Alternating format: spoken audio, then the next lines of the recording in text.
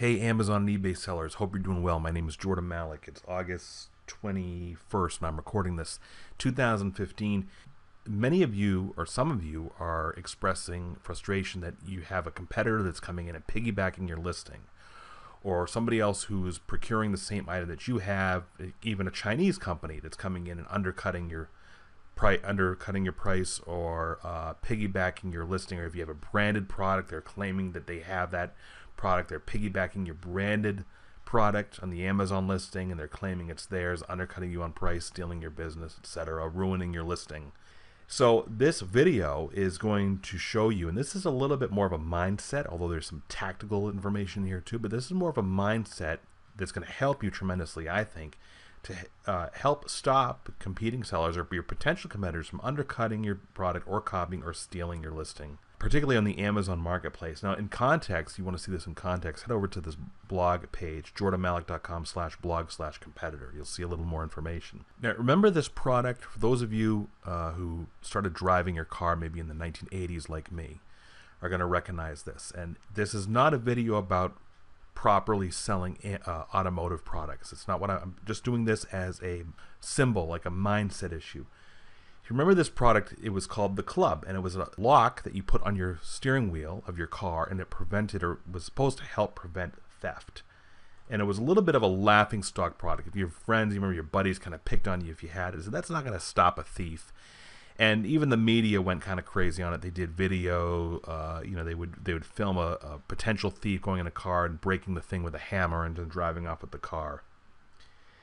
This is not a video about the product itself, though. This is about what the product actually ended up doing for the car owner, and you're going to see how this is going to relate to your business.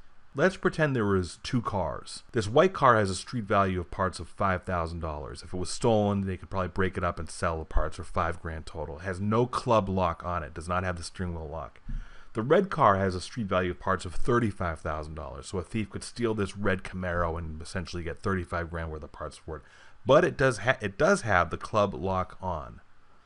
Okay? Now, which car do you think the thief is going to pick? Okay, this is going somewhere that has a lot to do with your business, so bear with me. If you guessed the white car, you're correct.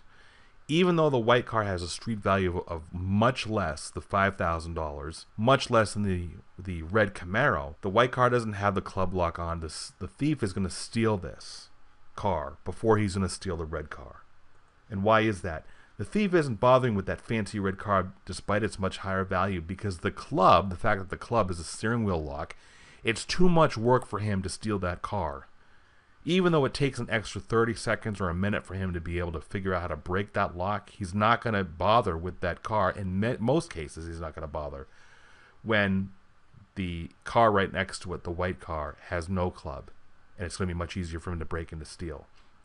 So he'd rather nab the white car instead. So the idea of working, even though it's just a little bit of elbow grease, of breaking that club lock, that's the biggest theft prevention tool here, not the actual club itself. It's the concept of work. The thief has to work harder to steal that red Camaro than he does the white car with no lock on it.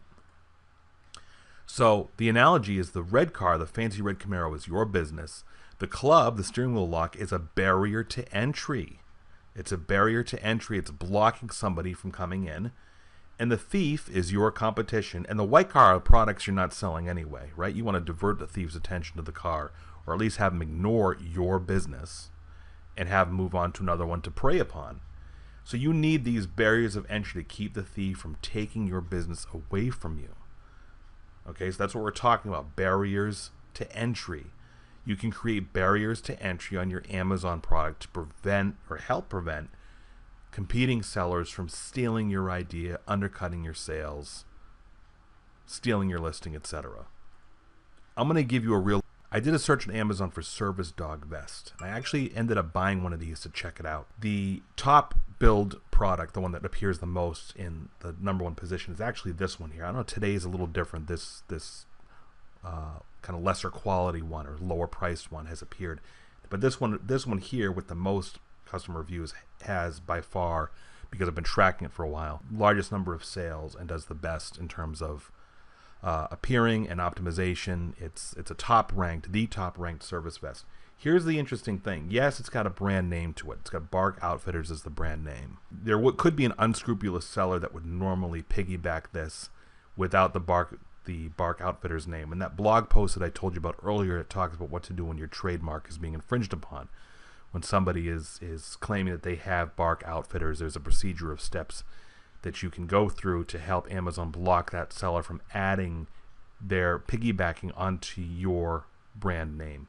That's not what I want to talk about right now, though. I want to talk about making this more resistant to a competitor piggybacking on it or stealing it. He's got no other sellers piggybacking on this, and why is that? Well, the quality of the vest is very good. One thing that he's done is he's creatively thought about this product. If you don't know anything about service dogs, there really is no governing body that issues nationwide, federally, a license for you to have a service dog. You can basically go into any establishment with a dog. It doesn't even have to have a vest. And if somebody questions you, you can say this is a service dog, and the establishment cannot ask you to provide documentation. It's the American Disabilities Act that protects people who have dogs to help them. They can only ask a couple questions if you have a service dog. They can only say a couple things. They can't really kick you out unless the dog is your dog's urinating or being obnoxious or whatever. But that's not really the point. The point is that this guy thought about that, and he created, when you get this service dog vest, you get 50 of these laminated cards that has the exact American Disabilities Act federal statement stamped on it on the front and back that basically explains your rights as a person with a service dog. So as opposed to the seller from Bark Outfitters just grabbing some item, researching items, seeing what's hot, importing it and slapping it up on Amazon with or without a brand name, they thought creatively about how they can distinguish themselves from the competition. But the thing that I want to express to you is that most competitors are not going to bother. They're going to move on to another listing, just like that thief with the red card. He moved on to the white card. They're going to look for another listing that they can quickly do a cash grab on.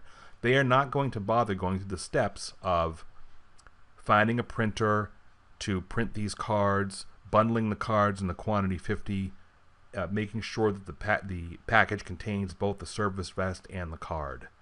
Okay? So that is just one of several barriers to entry, but this is the most prominent one that this seller has very cleverly done.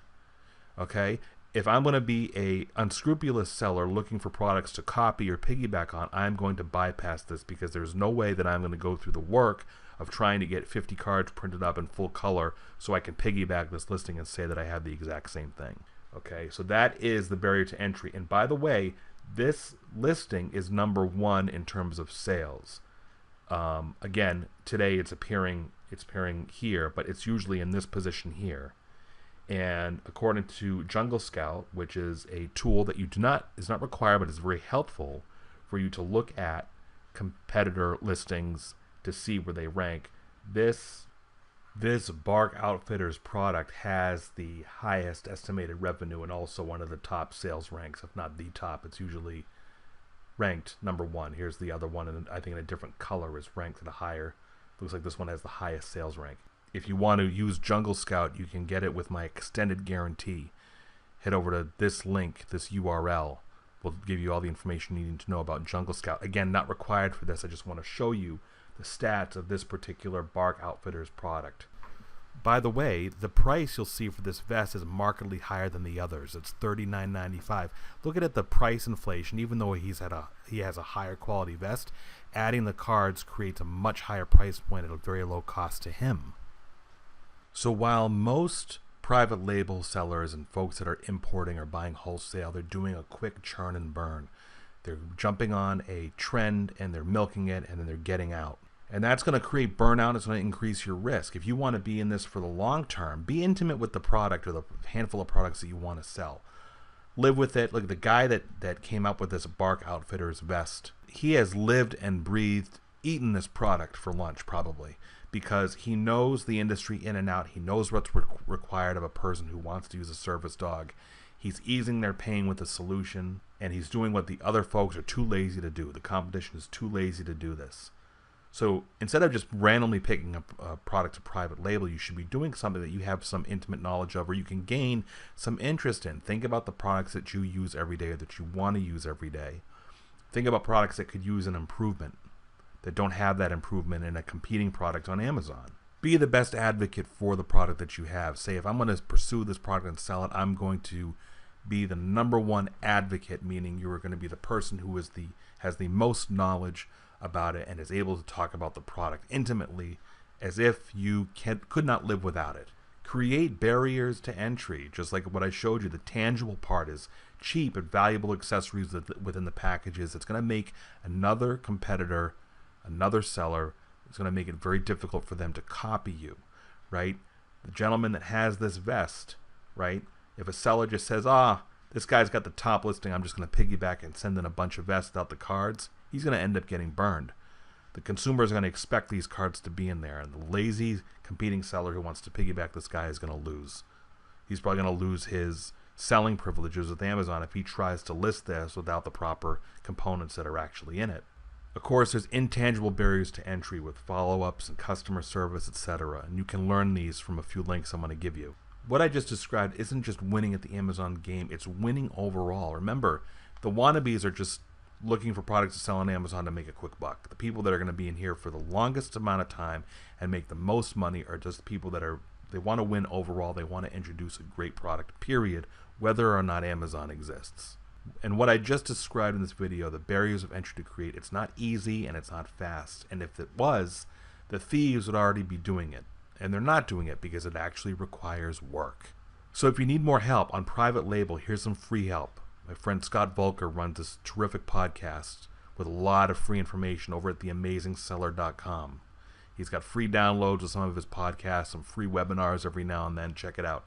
You want some inexpensive help, head over to provenprivatelabeL.biz. provenprivatelabeL.biz will be part of a growing community of entrepreneurs who want to learn private label.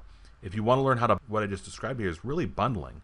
It's creating a product with multiple components, 2 or more, to help distinguish yourself from competition. That concept of bundling can apply to anybody. That can apply to retail arbitrage folks. If you're buying cutting boards and knives, you should consider bundling them together, creating your own listing in the Amazon catalog for the first time. This is bundling, right? So if you want to learn more about that, there's some free and inexpensive help on bundling over at jordanmalik.com/blog/bundle. Hey, thanks so much for watching this. If you want more information to help you with your Amazon or eBay strategy, head over to my newsletter, jordanmalik.com/newsletter. Subscribe. It's for free. I'd appreciate that. Or my podcast over at AskJordan.net. That's great help for Amazon sellers, primarily if you're beginners or you've been doing this for 6 months or so. This is the podcast that's going to probably help you the most in every aspect of selling on Amazon. Hey, thanks again for watching this. I hope you enjoyed this video. We'll talk to you soon.